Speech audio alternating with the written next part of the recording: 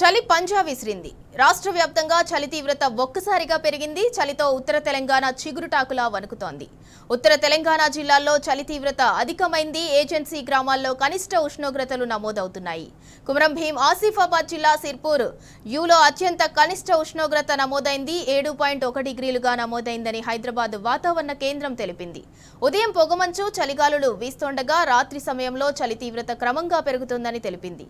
ఈ నెలలో యావరేజ్ గా 13 నుంచి 17 డిగ్రీల మధ్య ఉష్ణోగ్రతలు కొనసాగే అవకాశం ఉందని వెల్లడించింది.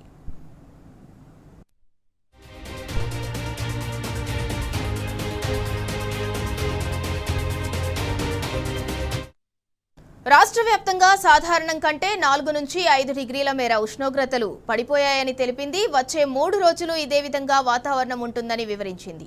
ఆదిలాబాద్, నల్గొండ, భద్రాచలం, రామగుండం, నిజామాబాద్, హయత్నగర్, పటాన్చెరు, హైదరాబాద్, మహబూబ్ నగర్, ఖమ్మం, రంగారెడ్డి, వరంగల్, కుమరం భీం ఆసిఫాబాద్, యాదాద్రి భువనగిరి జిల్లాల్లో చలి ఎక్కువగా ఉంటుందని హెచ్చరించింది.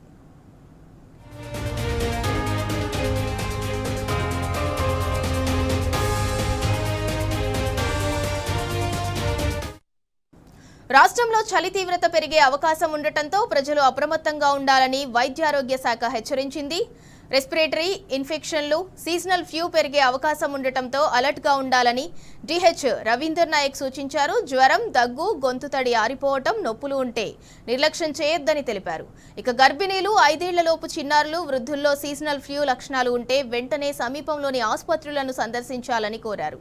జ్వరం అధికంగా ఉంటే, శ్వాస తీసుకోవటంలో ఇబ్బందులుంటే తక్షణమే దగ్గరలోని ప్రభుత్వ ఆసుపత్రిలో చికిత్స తీసుకోవాలని సూచించారు.